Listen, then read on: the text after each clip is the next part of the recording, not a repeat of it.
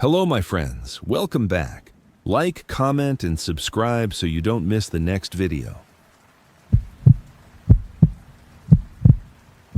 I've always been drawn to the mountains, especially the parts nobody talks about. Appalachia is full of trails, small towns, and abandoned hollers that aren't on any map. I've driven past them countless times for work, for camping, for the quiet I can't find anywhere else.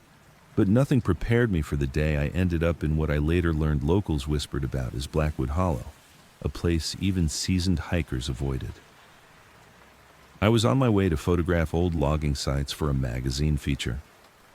GPS had me take a narrow forest road that, according to my screen, shouldn't have existed. Gravel gave way to mud, and soon the road had vanished entirely, swallowed by the trees. I wasn't worried yet. I've driven rough roads before, but even from the start, something about that route felt unnatural. Hours passed, though I have no idea how long. The sun hung low between the mountain ridges, slanting long shadows through the trees. Mist began to rise, curling at my tires, the kind of fog that feels alive, like it's watching. I reached a clearing and saw a house. Not abandoned exactly, it looked maintained, almost deliberately so. A porch with 2 rocking chairs, flower pots on the steps, smoke from the chimney. But no other signs of life, no animals, no trail marks, no road leading to it that I could see. I stepped out, camera bag slung over my shoulder. The air was heavy, almost viscous, carrying the sharp scent of wet pine and something metallic beneath it. As I approached the porch, I saw movement. An old man rocking slowly, staring straight at me. He was tall, skinny, with hollow cheeks and a face I swear looked carved from wood. "You're far from anywhere, son," he said. His voice was soft, but it carried in the clearing like it was meant to. "Not many find this place anymore." I'm just passing through," I replied, though I didn't know why I said it. I was headed to... I gestured vaguely toward the mountains. He shook his head slowly. "Not headed anywhere you think you are. Roads twist here. You won't leave the way you came." I tried to laugh, nervously, but my throat felt dry. I asked him about the logging sites. He tilted his head. "Don't need to look for what's already been taken." I frowned, unsure what he meant. Before I could press further, the sun dipped behind the ridge and a shadow fell across the clearing. I felt it first in my chest, like gravity had shifted. Something in the forest moved, slow, deliberate. It wasn't a deer, not a bear, not anything normal. The old man didn't react, though I could see his fingers tighten on the armrests of the rocking chair. I froze. Then the thing stepped into view, a figure tall and thin, arms that hung too long, legs that bent at impossible angles, its head tilted sideways, unnaturally, watching me. Its skin, I don't know, pale, gray? Whatever it was, it absorbed light. It moved without rustling leaves, without snapping twigs. I stumbled backward. The figure mirrored me. Not exactly. More like it anticipated my motion. My pulse raced. I fumbled for my camera. I tried to capture it. Every frame showed it further back than it should have been, like it stretched and shrank with the light, warping its shape. "Don't look too long," the old man said. "They like that." What is it?" I asked, voice shaking. "They take what doesn't belong," he whispered, "and they learn from you if you stare too long." The sun set completely. The shadows became solid, thick. My breath hung in front of me. The forest seemed to fold around the clearing, walls closing in. The figure was gone, though I could feel its eyes on me. I ran toward my truck parked at the edge of the clearing. The tires sank slightly in mud, the fog curling around them, and I noticed footprints I hadn't left. Huge, elongated prints leading straight to the truck. I don't know how my heart didn't stop on the spot. I drove, or tried to. The truck groaned, the engine stuttered, then died. Dead. I turned the key over and over, nothing. That's when I heard the first whisper. My name, my voice, almost. "Come here," I spun. Nothing. Trees swayed gently, but the whisper came again, closer, louder. I swear it sounded like me calling myself. I ran, leaving the truck behind. The forest swallowed the road. Branches seemed to reach for me. Shapes flitted between the trees. Too many to count. Human, not human. I couldn't tell. They moved in impossible ways, gliding or bending around trunks without noise. Then the old man's voice cut through my panic. The forest doesn't want you to leave. Not yet. I turned to see him standing in the shadows of the porch, taller now somehow. He raised a finger. Follow me. Against every instinct, I did. I ran toward him. The fog parted like a curtain, revealing a narrow path that had not been there before. Every step, I felt something brushing against my skin, like fingers, but nothing solid. Shapes followed me, watching, studying. We reached a cabin half hidden behind thick brush. He gestured inside. The door creaked as I stepped through. The air was stale but warmer. Candles burned on a wooden table, flickering against the walls lined with shelves of jars filled with unrecognizable things, roots, bones, leaves. But I didn't dare look too close. Sit, he said. Eat. On the table were biscuits and tea. I refused, terrified, but he insisted. They won't touch you here. Not yet. Not if you follow the rules. Rules, I whispered. He nodded. You do not speak of what you see outside. You do not step into the mist after dark. You do not acknowledge their calls. You do not look too long. That is how they learn. That is how they claim. I felt trapped between relief and terror. I wanted to leave, but I had nowhere to go. The forest outside had swallowed my truck, my road, everything I'd relied on. I stayed in that cabin until first light. The fog thinned slightly, the shapes receding, the whispers fading. I stepped outside cautiously. The clearing looked empty, abandoned. My truck was gone, replaced by soft, moss-covered ground. Not a single tire track, not a single mark of human passage. The old man was nowhere.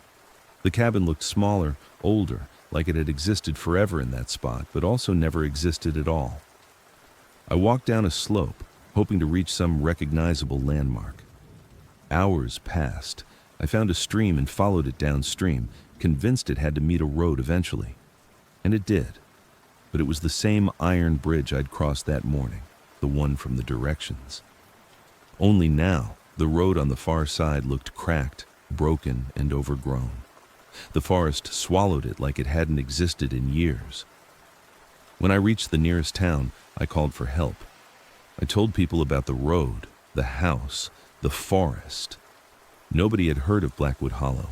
Nobody remembered a road called that. The bridge? That collapsed years ago, the clerk said.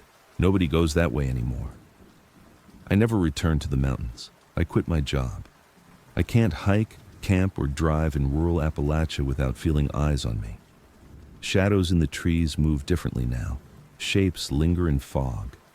And sometimes, at night, I hear whispers, my voice calling my name from corners of my house, from the mist curling around the property. I've tried to explain it rationally. I've tried to dismiss it. But I know what I saw. I know what followed me home. And I know the forest will never stop watching. Somewhere in Blackwood Hollow, they wait. Waiting for the next person curious enough to wander too far. Waiting to claim. Waiting to teach the forest's rules again. And if you ever drive into the deep Appalachians, remember, the fog is never just fog. The shadows are never just shadows. And the whispers are never just the wind. Some things in these mountains do not forget. Some things do not forgive. Some things do not let you go. I should never have taken that last house call. Being a land surveyor in rural Appalachia had its strange moments.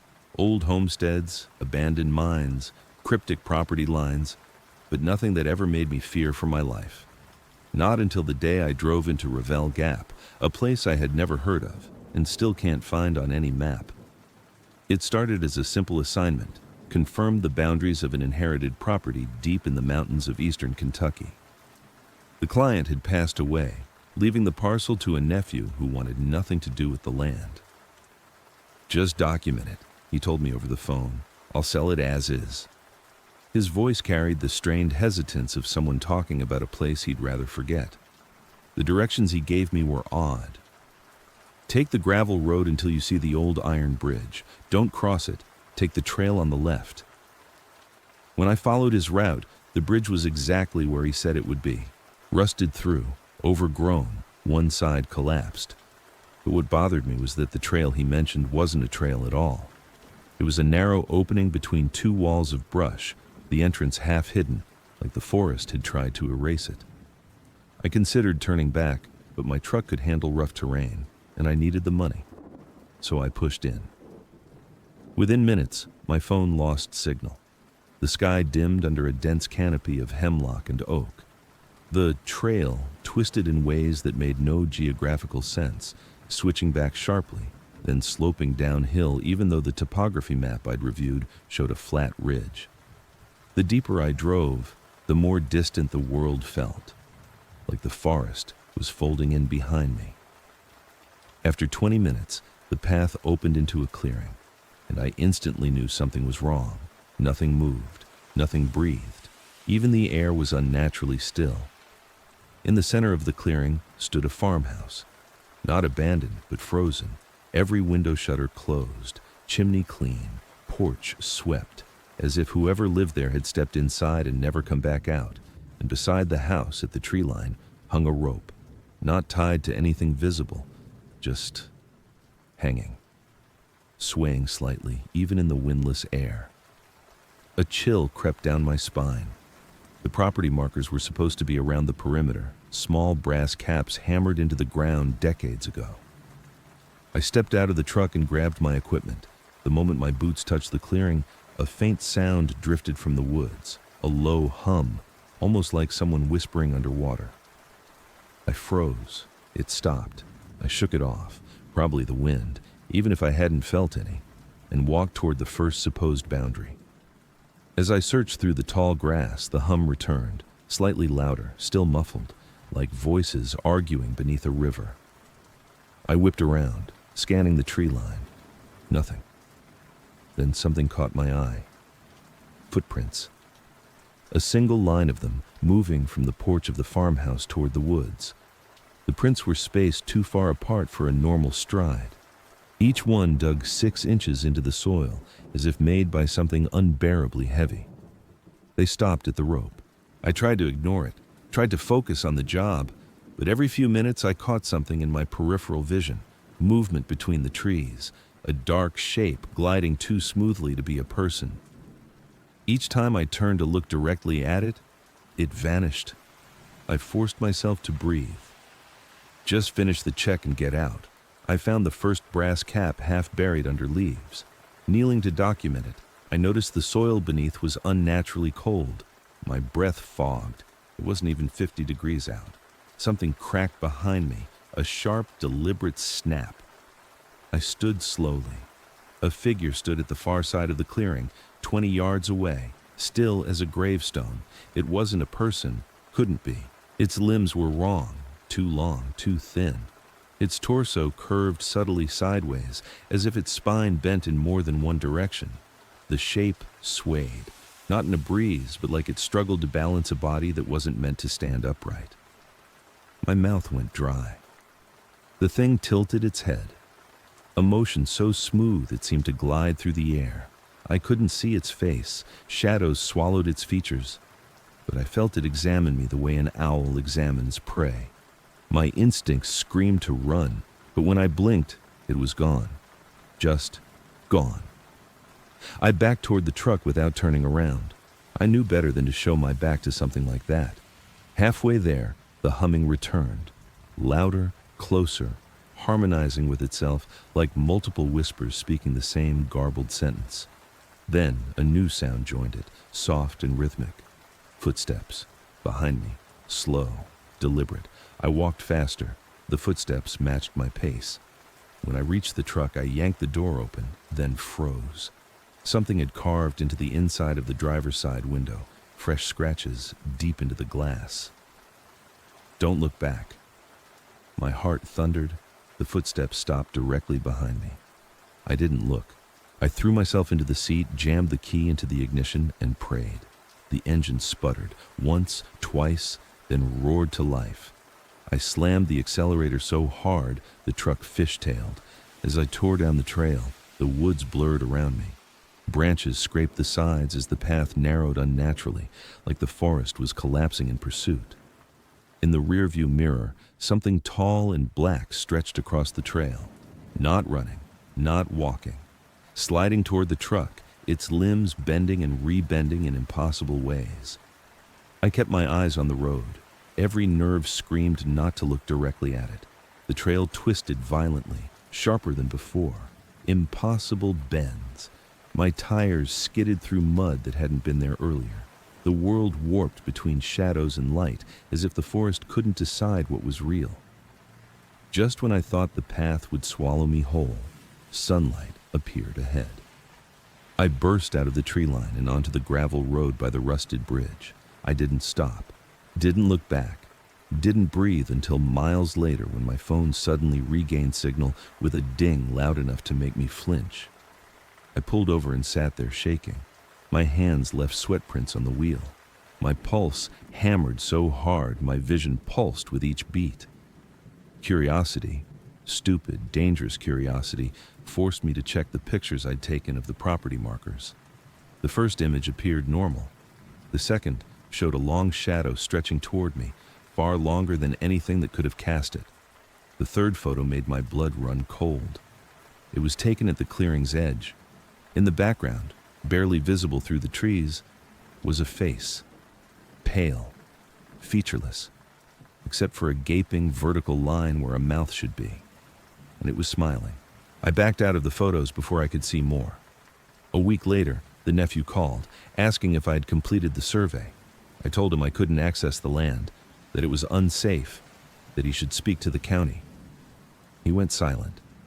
Then he said something that still haunts me. "Yeah, I figured you wouldn't get far. Nobody else ever has." "You didn't warn me," I snapped. "I tried," he whispered, "but no one believes it unless they go."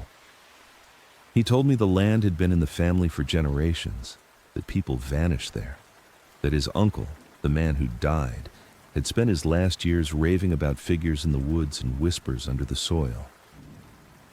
I asked him why the land was ever lived on. His voice hardened. Because some things in Appalachia claim land long before people do, and sometimes they just let us borrow it for a while. I thought that would be the end of it, but in the nights since, as I lie awake, I hear humming outside my window. Low, wet, like whispers under a river. Last night when I went downstairs for water, I saw a tall black shape silhouetted on my front lawn, swaying gently, trying to balance a body not meant for standing. I didn't turn on the porch light. I didn't look at its face. I closed the blinds and backed away slowly, heart pounding, repeating the words scratched into my truck window. Don't look back. I don't know if what followed me home is the same thing I saw in Revel Gap, or if the forest sent something else. But I know this. Something in deep Appalachia watches those who trespass, and once it sees you, it does not forget. I should have known something was wrong the moment the road disappeared from my GPS.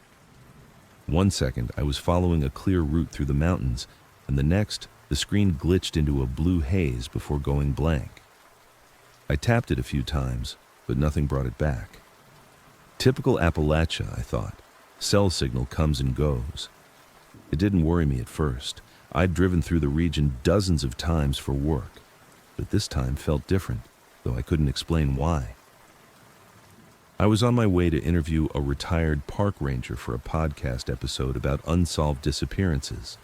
Appalachia, especially the deeper regions, had more of them per capita than nearly anywhere in the country. Locals had stories, dark ones, stories of hikers vanishing feet from a trail or hunters found days later barefoot and babbling nonsense. I'd built a reputation for investigating strange tales with an open mind, but a logical perspective. There was always an explanation. always. But that belief broke in the mountains of deep Appalachia on a road no longer visible on my GPS. The canopy thickened until the sunlight barely touched the pavement. The pavement itself narrowed, cracked, swallowed by weeds. I rolled the windows down, expecting to hear the normal sounds of forest, birds, insects, wind. Nothing, not even distant rustling. The silence made the woods feel staged, like a painting someone forgot to finish. A few miles later, I saw a sign nailed to a tree, hand-painted and crooked. Fog Hollow, 5 miles. Fog Hollow wasn't the place I was headed. In fact, I'd never heard of it. Still, it was the only sign of civilization I'd seen in half an hour, so I kept going. The ranger I planned to meet could wait. I figured Fog Hollow might be close enough to ask for directions, but the farther I drove, the more the air pressed against my chest. Heavy, cold, metallic. I tried to shake it off as mountain weather, but the feeling only grew sharper. About a mile out from the sign, something crossed the road ahead of me. At first I thought it was a deer, until it stood upright. The figure was tall, too tall. It moved strangely, as if each limb operated on its own delay. Thin arms, a long torso, something like hair hanging matted over its face. I slammed the brakes. The figure turned toward me, but not with a natural motion, more like a puppet jerked by invisible strings. Then it stepped into the woods and vanished. Every instinct told me to turn the car around, but there was no room to turn on the narrow mountain road, and reversing for miles wasn't practical. Besides, I convinced myself, maybe it was just a sick animal. Hunger and disease do strange things to wildlife. I drove on. Fog settled around me, growing so thick I could only see a few yards ahead. The temperature dropped sharply. Goosebumps crawled over my arms. I rubbed them and told myself to stay focused. Fog was normal in the Appalachians. Locals even said it had a personality, came and went as it pleased. But this fog felt deliberate, as if it was following me. Finally, the forest opened into a small valley. At its center was a town, or what used to be a town. Half a dozen houses slumped against each other like rotting teeth. A church steeple tilted sideways. A creek cut through the center, black and slow-moving. Fog Hollow. My car sputtered, then died completely right at the town's edge. I turned the key. Nothing. The air smelled sour, like wet stone and iron. Great, I muttered. Perfect place for a breakdown. I stepped out. The moment my boots hit the ground, the silence became unbearable. The kind that made you aware of your own heartbeat. I called out, "Hello? Anyone here?" No response. I walked toward the closest house. Its porch sagged inward, boards warped from decades of neglect. As I stepped toward the window, I noticed something odd inside the glass. Not movement, not a figure. A shape, tall and thin, standing just out of view. When I blinked, it was gone. My mind tried to explain it. Reflection, shadow, imagination. Anything but the truth. I moved deeper into the hollow. The fog swirled around my legs as if nudging me in a specific direction, to the church. Its front door was open, hanging crooked. Inside, the pews were overturned. The altar was smashed. Hymnals lay scattered, pages ripped, waterlogged. But it wasn't vandalism. It was more like something enormous had moved through. In the corner of the church lay a journal. Old, leather-bound, swollen from dampness. Curiosity overpowered fear. I opened it. Most pages were smeared beyond reading, but one entry was clear enough to make out. They come from the fog. Not spirits, not beasts. Something older. They mimic shapes to lure us. They want us to look. Once we see them clearly, they never let us go. We barricade ourselves every night. But the fog is growing. The town is dying. A cold shudder ran through me. I snapped the journal shut and backed out of the church. Outside, the fog was thicker. My car was barely visible. I started toward it, but froze. A voice drifted through the fog, a woman's voice. "Help me, please." My blood ran cold. The voice sounded familiar, but I couldn't place it. Not at first. Then it hit me. It was my mother's voice. She had been dead for 8 years. "Please, I need your help." I shook my head. No, that's not real." The voice came again, this time closer. "Come here." I stumbled backward, heart pounding. The fog in front of me shifted, forming a vague human outline. Then 2. Then 3. Shadows. Tall, thin, bending at impossible angles. I bolted to the nearest house. The door was unlocked, and I slammed it shut behind me. Inside was pitch black, except for a faint light coming through warped shutters. The air smelled of dust and something sweet. Too sweet. As my eyes adjusted, I realized the walls were covered in carvings, dozens of them, scratches forming shapes of tall, distorted figures with hollow eyes and stretched limbs. Over and over again, hundreds of them. Something thumped against the outside wall, slow, heavy. I pressed myself against the interior wall, trying to quiet my breathing. The thumping circled the house, once, twice, then paused outside the door. The doorknob turned, once, twice, slowly. I held my breath. The knob stopped turning. Silence returned. Then, through the wood of the door, a voice whispered, "Let me in." But it wasn't my mother's voice anymore. It was mine. I clamped my eyes shut. I didn't move. I didn't breathe. Finally, after what felt like hours, the presence withdrew. When morning light crept through the shutters, I dared to step outside. The fog was gone. My car started on the first try. I tore out of Fog Hollow without looking back. When I reached cell signal, I searched everything I could about Fog Hollow. Nothing came up. No history, no records, no ghost town lists, nothing. I contacted the retired ranger I'd planned to interview. When I mentioned the town name, he went silent. Finally, he asked, "You went there? Fog Hollow?" "You know it?" I asked, relieved to hear some confirmation. "Not anymore," he said. "That place shouldn't exist. Flood wiped it out in the 1940s. 12 people vanished before the government sealed the valley. Locals say the fog itself became wrong." I swallowed hard. "Something's still there." His voice lowered. "Did you look at anything in the fog?" "No, I don't think so." "Good. Then don't go back. And if the fog ever finds you again, don't listen to it." That should have been the end of it. But some nights, more often lately, I wake up to a thin veil of fog creeping under my bedroom door. And from somewhere inside it, a voice, my voice, whispers softly, "Come outside." I don't answer. I don't look. But I know the fog followed me out of the mountains, and it's getting closer. I never meant to end up in deep Appalachia. I didn't even know that's where I was when everything went wrong. I had been driving for hours, trying to outrun the stress of work, the noise of the city, the weight of a life that felt like it wasn't mine anymore. I'd taken a random exit off the highway somewhere in Virginia, thinking a long mountain drive would clear my mind. The kind of impulsive decision you make when you're tired and want the world to feel bigger than your problems. But the deeper I drove into the mountains, the more I realized that these weren't the postcard Appalachians tourists hiked every summer. These were older, darker, wilder. This was the part of the mountains people didn't talk about, the part that seemed to breathe on its own. After a few hours, my phone lost signal altogether. The road thinned to a cracked ribbon of asphalt.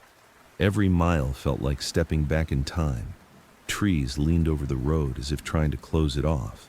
There were no houses, no cars, just endless forests swallowing the horizon.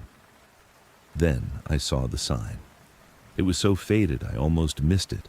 One of those wooden town markers you'd expect outside an old mining settlement. The paint was chipped and the letters were barely visible, but I could make out the name, Harrow's Creek. Population, unreadable. Founded, also unreadable. Something about the sign bothered me immediately. The wood wasn't weather-beaten the way you'd expect. It looked torn, almost clawed at, the grooves unnaturally deep.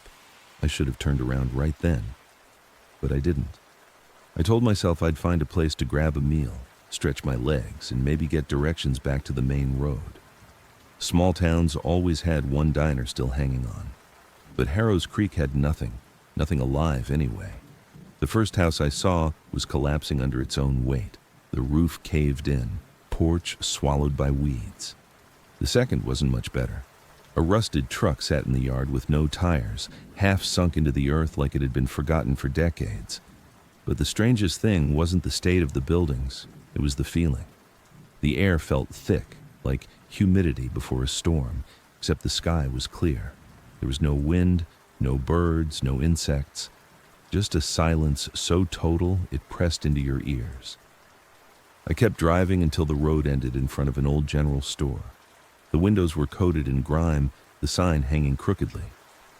Against all reason, the lights inside were on. I parked and stepped out, trying to convince myself this wasn't completely insane. My footsteps sounded too loud on the dusty wooden porch as I pushed open the door. Inside, the air was stale, like the building had been sealed shut for years. Shelves lined the walls, stocked with items that looked decades old. Canned goods with labels from the 80s, dusty bags of dog food, stacks of newspapers faded to brown. Then I noticed the man behind the counter. He stood perfectly still, staring at me with eyes too pale to be natural. His clothes were old-fashioned, suspenders, a button-up shirt, and boots that looked handmade. His skin was so thin it clung to his cheekbones. "Afternoon," he said, though I couldn't tell if it actually was afternoon anymore. The inside of that store felt like it existed outside time. "Hi," I said cautiously. "I'm lost. I was hoping for directions." The man stared at me for a few seconds too long. "Lost," he repeated quietly. "Folks who come through here tend to stay that way." I forced a chuckle. "Yeah, the roads are pretty confusing out here. Is there a way back to the main highway?" The pale man blinked slowly. "Highway's gone." "Gone?" He nodded once. "Ain't been a highway near Harrow's Creek in a long time. Roads shift out here. Forest takes what it wants. Always has." My stomach tightened. I'm sure it's still there. I just got turned around. "You're far from where you think you are," he said.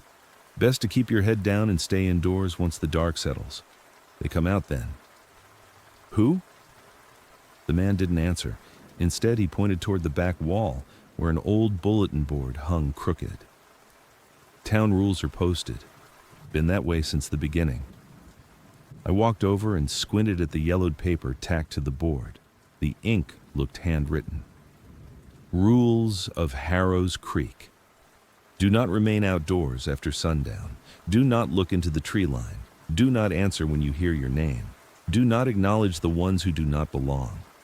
If you hear tapping on the windows, stay silent." "What is this?" I asked. The man exhaled slowly. "Warnings." I tried to brush it off as local superstition, the kind small towns cling to out of habit. But the way he said it, there was no humor, no exaggeration, just cold certainty. "I'll just get back to my car," I said finally.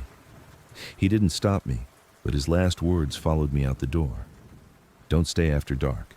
I reached my car just as the sun dipped behind the ridge. The sky seemed to darken faster than normal, like the mountains swallowed the light as soon as it touched them. I turned the key.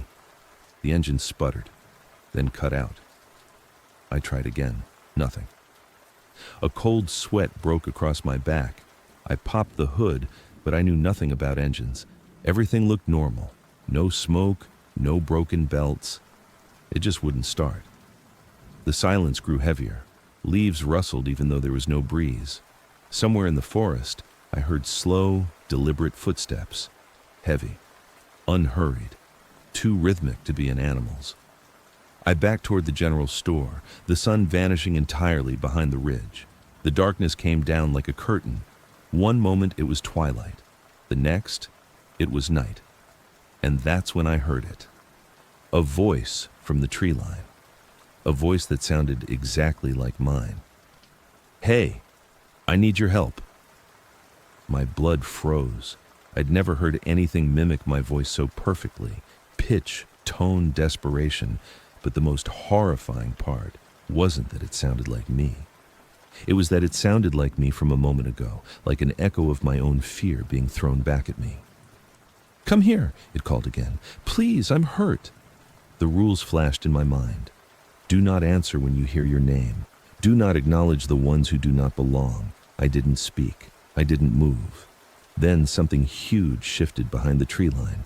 Branches snapped under its weight. The ground trembled.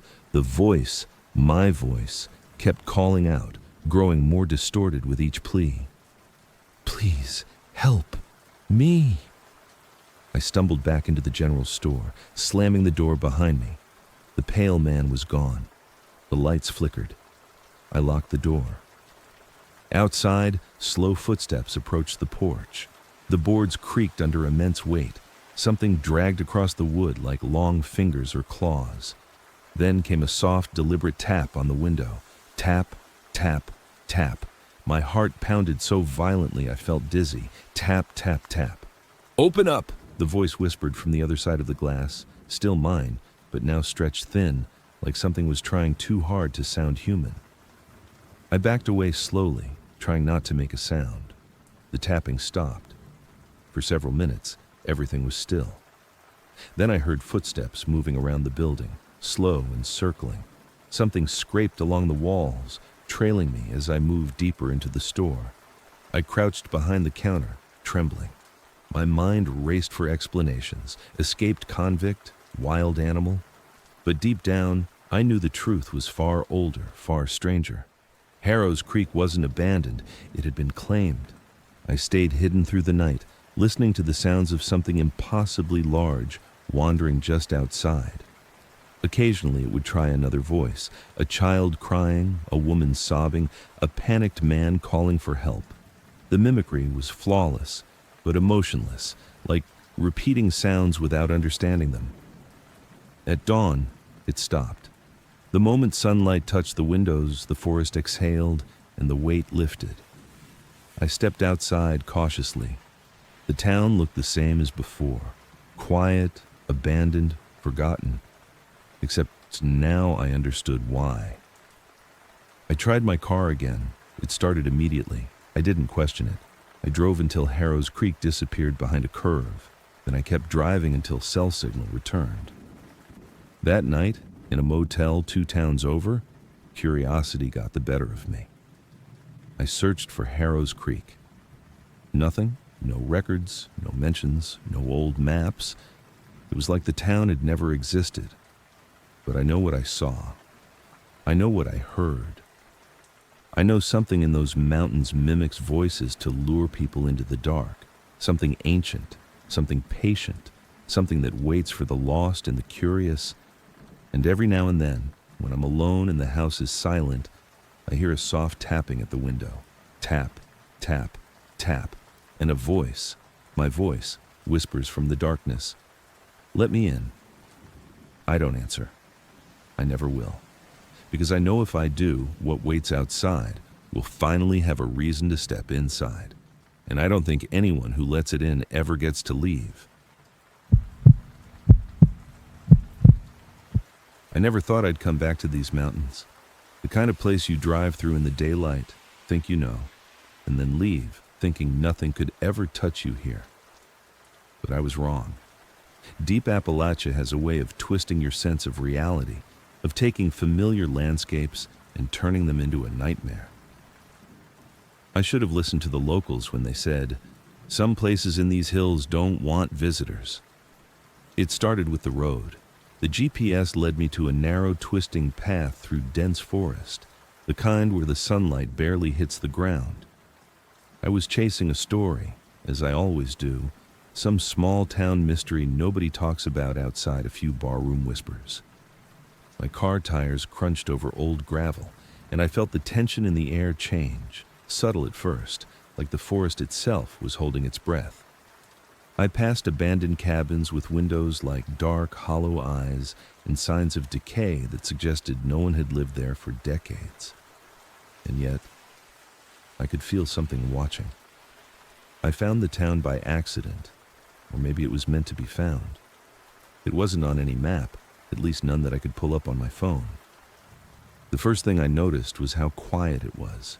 No cars, no dogs barking, no distant sounds of people living their lives.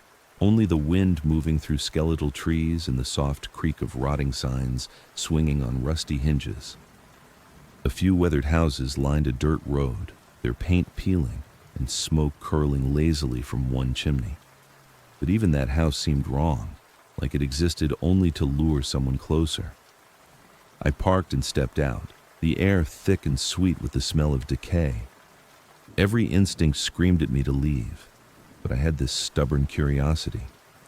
I wanted to meet someone, anyone, just to make sure the town was real. I followed a thin trail up the hill and finally saw a figure on the porch of the lone inhabited-looking house. An old man, hunched over, wearing a tattered flannel shirt, rocking slowly in a chair. His eyes were pale, almost white, and they followed me in a way that made my stomach knot. "Evening," he said, his voice low and scratchy. "You lost?" "Yeah," I admitted, trying to keep my tone light. I'm just passing through. Heard some stories about this area and wanted to check it out." He didn't answer at first, just stared, and I felt the weight of centuries of secrets pressing down on me. Then he muttered, almost to himself, "Not all stories need telling." Something in the way he said it, like a warning and a threat at the same time, made me shiver. But before I could respond, the sound of footsteps echoed behind me. I turned, but there was no one there. The forest seemed to ripple, like shadows were moving against the natural flow of the light. And that's when I saw them. Figures, thin and elongated, slipping between the trees. At first, I thought it was some trick of the light, branches casting weird shapes. But they moved too fluidly, too deliberately, and their eyes, black, endless voids, locked on me. Panic surged. I tried to call out, but my voice felt swallowed by the wind. The old man on the porch chuckled, softly at first, then louder, a sound that scraped across my nerves. "Can't run from what's meant to find you," he said. I spun and ran back to my car, heart hammering, but the road had changed. Where there had been clear gravel moments before, now there was thick mud and gnarled roots rising like fingers from the ground. My car refused to start, the engine coughing and dying as if the forest itself had its hand on the ignition. I was trapped. The figures moved closer, silent except for the occasional snap of a twig, the air around me growing colder, heavier. I backed into the shadow of a nearby cabin, trying to make sense of what I was seeing. They weren't human, not entirely. Their limbs bent at unnatural angles, their faces stretched into grimaces that seemed painted on, their movements jerky but precise. One of them tilted its head toward me, and I could swear it smiled. I don't remember how long I stayed crouched there, frozen by fear. Minutes, hours, time became meaningless. Every instinct screamed that I should leave, but there was no leaving. The old man's voice carried from somewhere behind me, echoing across the hills, though I hadn't heard him move. "They only take what belongs here. You're not theirs. Yet." Something slammed against the cabin wall. I jumped, barely catching the edge of a rotting window frame.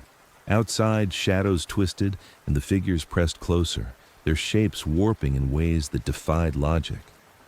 My mind screamed that this was impossible, but my eyes proved otherwise. And then, just as suddenly, they disappeared, melting into the forest like smoke. I didn't move for what felt like an eternity. When I finally dared to peek out, the forest was empty. The air had grown still, eerily calm. My car, somehow, was parked where it should have been, and the engine started without hesitation. I drove without looking back. The old man's pale eyes and the black voids of the forest burned into my mind. When I reached the nearest town with cell service, I called the local sheriff. I asked about the place I had seen, the abandoned town that seemed to vanish from maps. The man on the phone laughed, a warm, ordinary sound that made my stomach drop even further. "Deep Appalachia?" he said. "Ain't no town there. Not on any map, not on any record. Just hills." Folks talk about it sometimes. Crazy stories, mostly old legends about wanderers who get lost and the woods taking them. That's all. I wanted to laugh, shake it off as some overactive imagination fueled by isolation. But I couldn't. Not after what I saw. And I know, somewhere deep in those hills, the old man and his figures still wait, watching, knowing. And if you ever find yourself following the quiet roads, remember this: I didn't belong there, and they let me go. But some of them never let anyone leave. I haven't been back, and I never will. Every night since, I dream of twisted trees, pale eyes, and the echo of that old man's voice, warning me that the forest remembers, that it waits for those who wander too far. And deep down, I know it's only a matter of time before someone else hears those whispers and drives into the same impossible place. And maybe, when they do, they won't come back. Subscribe now so you don't miss the next story.